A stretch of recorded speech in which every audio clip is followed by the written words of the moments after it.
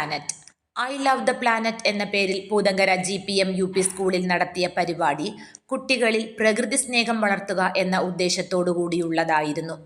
പ്രണയദിനത്തിലാണ് GPM UP സ്കൂളിൽ വേറിട്ട ഈ പ്രവർത്തനം കാഴ്ചവെച്ചതെന്ന് സ്കൂൾ പ്രധാനാധ്യാപിക R രാജലക്ഷ്മി പറഞ്ഞു.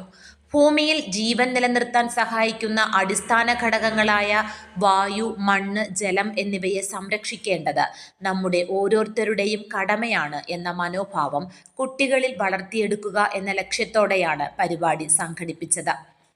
മനുഷ്യന്റെ ഭൗതികമായ സാഹചര്യങ്ങളിലൂടെ വികസനമാണ് മാനവ പുരോഗതി എന്ന സമവാക്യത്തിലൂന്നിയുള്ള പ്രവർത്തനങ്ങളാണ് പ്രകൃതിയുടെ സന്തുലനാവസ്ഥയ്ക്ക് ദോഷം ചെയ്യുന്നതെന്ന സന്ദേശം നൽകി.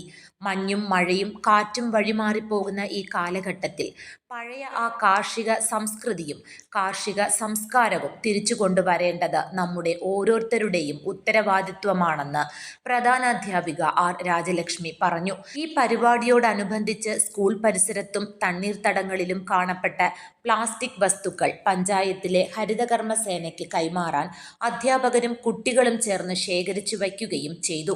സ്കൂൾ പ്രധാനാധ്യാപിക R രാജലക്ഷ്മിയുടെ നേതൃത്വത്തിലാണ് വിവിധ പരിപാടികൾ സംഘടിപ്പിച്ചത്. School mentor Rajeev G, school seed convener Sabu CG, PTA president Jose KM, അധ്യാപകർ, രക്ഷിതാക്കൾ, പൂർവ്വ വിദ്യാർത്ഥികൾ എന്നിവർ പങ്കെടുത്തു. News desk, Adoor news.